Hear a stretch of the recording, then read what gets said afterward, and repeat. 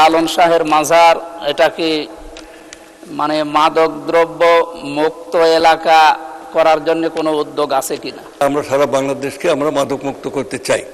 এখন মাদক মুক্ত করার জন্য ব্যাপক পরিকল্পনা আমাদের আছে। মাননীয় মন্ত্রীর কাছে আমার প্রশ্ন, সাংস্কৃতিক রাজধানী হিসাবে কুষ্টিয়া সারা বাংলাদেশ সহ বিশ্বে একটা পরিচিত। আমাদের মাদক দ্রব্য নিয়ন্ত্রণের জন্য যে সমস্ত কথা প্রধানমন্ত্রী সহ মন্ত্রণালয়গুলো চেষ্টা করে যাচ্ছে, আমার প্রশ্ন, কুষ্টিয়ার লালন শাহের মাজার, এটা কি মানে মাদক দ্রব্য মুক্ত এলাকা করার জন্য কোনো উদ্যোগ আছে কিনা? কারণ এখানে তো প্রশাসনের পাহারায় তার জন্ম অনুষ্ঠান এবং মৃত্যু অনুষ্ঠানে যে 3-6 দিন এখানে যে সমস্ত অনৈতিক এবং এই সাংস্কৃতির নামে যে কাজগুলো হয় এগুলো বন্ধ করার কোনো উদ্যোগ মন্ত্রী মহোদয়ের আছে কিনা আমার জানার প্রশ্ন। মাননীয় মন্ত্রী। ধন্যবাদ মাননীয় সংসদ সদস্য। শুধু কুষ্টিয়ার লালন শাহের এ গ্রেড ক্লিংকারের কনফিডেন্স সিমেন্ট বাংলাদেশের হৃদয় জুড়ে সেই স্মৃতিঘটিত সেই এলাকায় নয়, সারা বাংলাদেশে আমাদের পরিকল্পনা রয়েছে। সারা বাংলাদেশে আমরা মাদকের বিরুদ্ধে আমাদের সরকারের যে পরিকল্পনা রয়েছে মাননীয় প্রধানমন্ত্রী নেতৃত্বে, সেটা আমরা সারা বাংলাদেশকে আমরা মাদক মুক্ত করতে চাই। এখন মাদক মুক্ত করার জন্য ব্যাপক পরিকল্পনা আমাদের আছে। আপনারা খেয়াল করে দেখেছেন, মাদক মুক্ত তখনই হবে যখন একটা সমাজে অর্থনৈতিক কর্মকাণ্ড বৃদ্ধি পেতে থাকবে।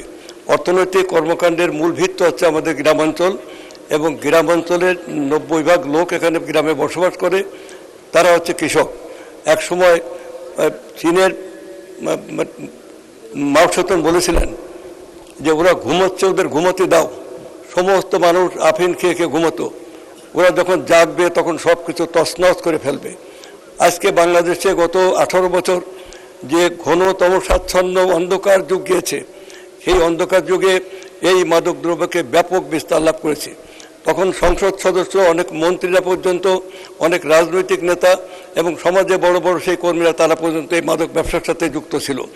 এই মাদক ব্যবসার সমস্ত মানুষ এই দেশে অপসংস্কৃতি, জীবন বিমুখ, সংগ্রাম বিমুখ, শৃঙ্গার রসাত্মক এই সমস্ত সংস্কৃতি আমাদের গোটা জাতির চেতনাকে ধ্বংস করে ফেলেছিল। এই যুব সমাজকে ধ্বংসের পরিকল্পনা একদিকে, অন্যদিকে পরীক্ষার খাতায় লিখুক আর না লিখুক 97% পাস করাতে হবে, এই ছিল 8% পাস করতে হবে, এই ছিল ব্যবস্থা।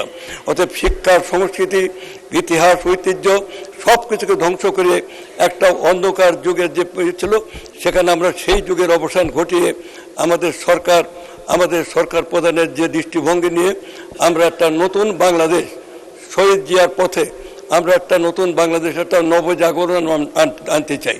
এই নবজাগরণের আলো আমরা সমস্ত মানুষের মাঝে আমরা ছড়িয়ে দিতে চাই, এবং আমরা শুধু কুষ্টিয়া নয়, সারা বাংলাদেশের তরুণ সমাজকে এই অন্ধকার যুগ থেকে ফিরিয়ে এনে আমরা আমাদের অর্থনৈতিক উন্নতির মাধ্যমে, শুধুমাত্র অর্থনীতি পারে সমাজকে পরিবর্তন করে দিতে, এবং তার সাথে সাথে এই যে উপরিকাঠামোগত যে সংস্কৃতি, ধ্যান ধারণা, মূল্যবোধ, রাজনীতি, আইন কাঠামো এগুলো যুক্ত করে আমরা একটি নতুন জাগরণ আনতে চাই আমাদের দেশে।